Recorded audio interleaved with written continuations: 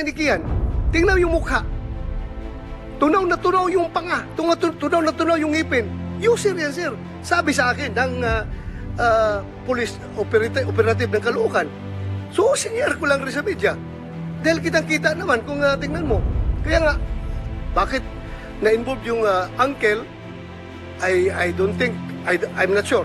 Please refresh me. May memory kung nabanggit ko yung pangalan. Lahat ng mga ninja cops pinaghahabol namin. Lahat ng ninja cops na wala kaming makuhang ebidensya para mapin down sa administratively or criminally. Pero meron siyang report na siya yung ninja cops. Ay pinagtatapon namin sa Mindanao. Solo, pas Nakaloka na ngayon nakakulong. Sir, yung tatay ni Kian mismo, sir, tingnan mo yung mukha. Naubos na yung ngipin, naubos na yung gums sa kakagamit ng droga. User yung tatay.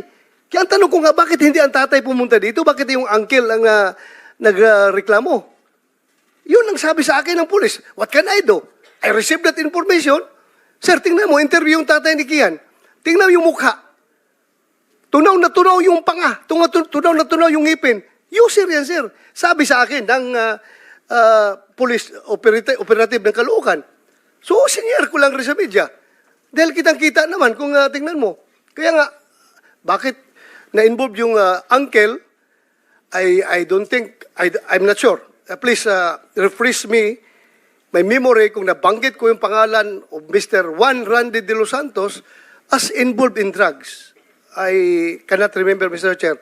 I just hope this body can be enlightened. Dahil that's why I insisted to respond, Mr. Chair. Although ayaw mo akong i-interpolate yung ating witness, but anyway, if that is the ground rules of this committee, I submit, Mr. Chair. Thank you. We will interpolate all of them together, Mr. President. Suspend his representation that his name was also mentioned. So, if he wants to react, go ahead. Maraming salamat po, Chairman. Gusto ko lamang pong patunayan, unang-una, na ang mga Jehovah's Witness po ay non-political. Never silang na-involve sa politika. Opo. Pangalawa po, naiintindihan ko po kayo. Nararamdaman ko po yung nararamdaman po ninyo. Dahil ang kapatid ko po, once upon a time, napatay din po. At siya din po ay binansagan na Carnap King. So, naiintindihan ko po, nararamdaman ko po ang sakit. Dahil nung nangyari po ito, ako po ay napakabata pa nung pinatay yung aking kapatid at sinabing siya ay Carnap King. Siya po ay ganun din, summary execution din po. Kaya naiintindihan ko po kayo at nakikiisa po ako sa inyo. Maraming salamat po. Maraming salamat po, Senator Padilla. Can we, makinig tayo naman sa testimony po ng isa pang nagkiklaim na victim family po sila. Ma'am Gonzales, Cristina Gonzales. Sige. Sige po, bigyan ko kayo ng mga 5 minuto, more or less. Apa.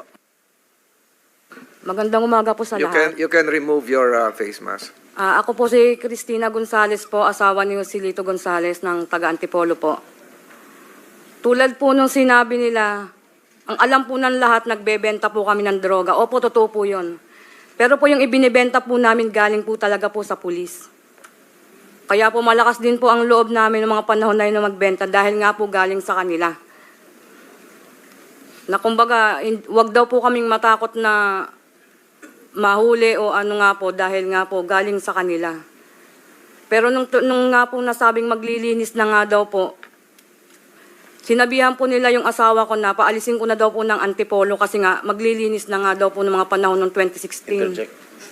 Pero hindi po umalis yung asawa ko. Dahil ang sabi niya po, baka daw po lumamig lang, hindi naman po siya para galawin. Pero yun nga po, July 5, kinuha na lang po siya sa bahay. Sabi nga po, maglilipat bahay lang. Pero hindi na po nakauwi yun. Nabalitaan ko na lang nga po, ganun, nasa morgue na nga daw po. Mr. Chair, tapos ka na. Kailan kayo nag-umpisa magbenta ng droga? Bali ano po, nung 2015, 2016 po. 2015, hindi pa presidente si Presidente Duterte. Hindi pa po. Ha? Hindi pa.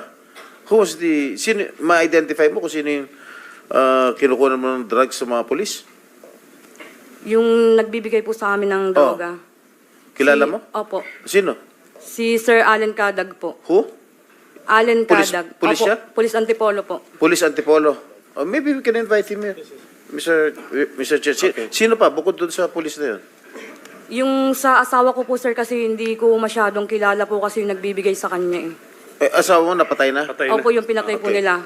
So sino pa yung mga kilala mo mga police na kinukunan ninyo ng droga at binibenta Yung ninyo po, sir, eventually? madalas pong magsama sa asawa ko noon si Sir Olaco po at saka si... Basta yun po yung nagsasama po sa asawa ko noon na madalas po nilang pinaglilinis nga daw po ng mga dugo sa sasakyan. Kasi nga po kapag may mga pinapatay po sila, yun po yung sasakyan na nililinis ng asawa ko. Doon po. Sige. Sige po, nagtanong lang kami kasi masyadong maiksi yung ano mo. So, actually, nagbanggit ka pa ng July 5, pero anong taon? Pakibanggit ang taon? 2016 po. 2016, okay. So, July 5, 2016, ang binanggit mo, asawa. Pero anong pangalan ng asawa mo? Ulitin, pakiulit. Joselito Gonzales po. Osilito Gonzales, okay. Mr. Chair. And Mr. Chairman, Mr. Chairman. this is also to clarify. Siya muna, sige. I'm Senator sorry, Villanueva. Mr. Chairman. This is also to clarify the statements made by our resource person. Yung timeline lang, Mr. Chairman, I think that's important, no? Kailan napatay yung kanyang asawa? Kailan po yung hanggang kailan po siya nagbebenta ng droga na binibigay ng pulis? Siguro yun. Sige ma'am, importante fill in the malaman. blanks natin ma'am. Ang tanong ni Santo Villanueva, kailan kayo nag-umpisa ng nagbenta ng droga dahil sinusuplayan kayo ng polis? Umpisa at saka dulo, yung huli. Sige po, Mike. 2015 po hanggang 2016 nga po ng June. Kasi po June. July, tigil na po talaga yung asawa ko. 2015, anong month? March po yun. March. Okay, sige po. Okay. Thank you. At least medyo na... yes, Senator Bato. Yes, para lang pang-fill up lang ng ano. Thank you, Mr. Chair.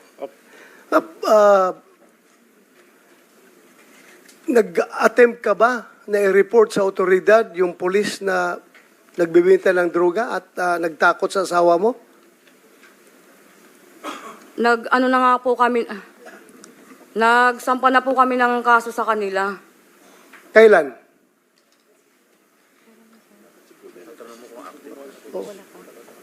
Yung protection order ko po pala. Yung pulis na yun, nasasabi, anong pangalan nun? Yung nagbibigay po sa amin. Yes, Allen Cadag po. Allen Cadas. Cadag. Kadag. Mr. Chair, can we invite that certain Allen Kadag? And to continue, Mr. Chair, pagkakaalam mo, nasaan siya ngayon? Yung pulis na yan? Hindi ko na po alam kung nasaan na po sila ngayon. Kasi, alam mo, kung nagsumbong ka sana sa otoridad, alam mo ba yung nangyari noon na lahat ng mga ninja cops pinaghahabol namin? Lahat ng ninja cops na wala kaming makuhang ebidensya para mapin down siya administratively or criminally. Pero meron siyang report na siya ninja cops. Ay pinagtatapon namin sa Mindanao. Solo, Basilan, Tawi-Tawi, Maguindanao. Pinagtatapon namin doon para matanggal dito sa lugar niyo para hindi na makapag-operate ng droga. Sana nag-report kayo sa otoridad, alam sa chief of police.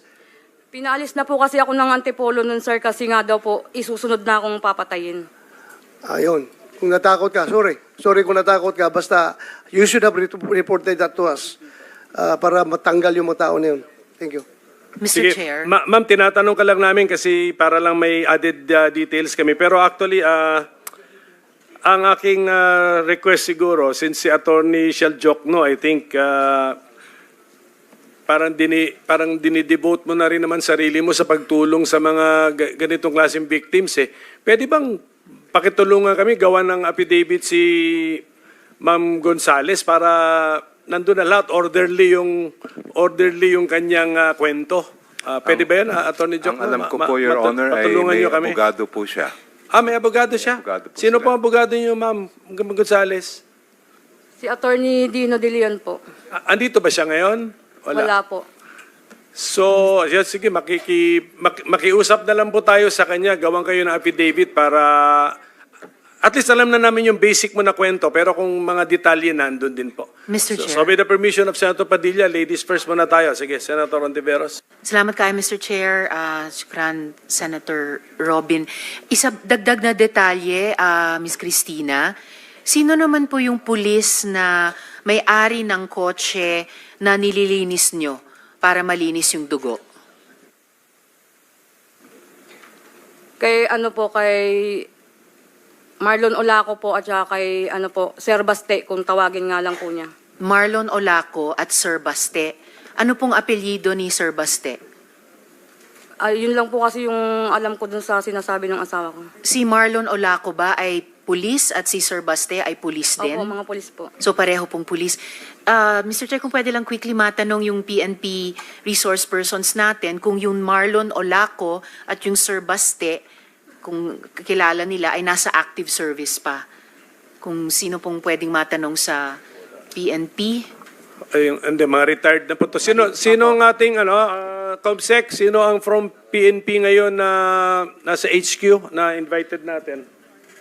Na present? Siguro, Chair. Sige. Baka sa susunod na Yes, hearing, Chair. we will, Opo, pwedeng ma-identify. we will ask the PNP HQ to have also a representative here, but yung sa time gap natin, we will write them to confirm kung Salamat, Mr. Chair. Sige, Senator Padilla, what was your point? Maraming salamat po, Chairman. Gusto ko lamang pong sundan yung sinabi ng ating pong resource speaker, si Ms. Cristina M. Gonzales. Yun po yung nilalaman po ng aking paunang salita kanina.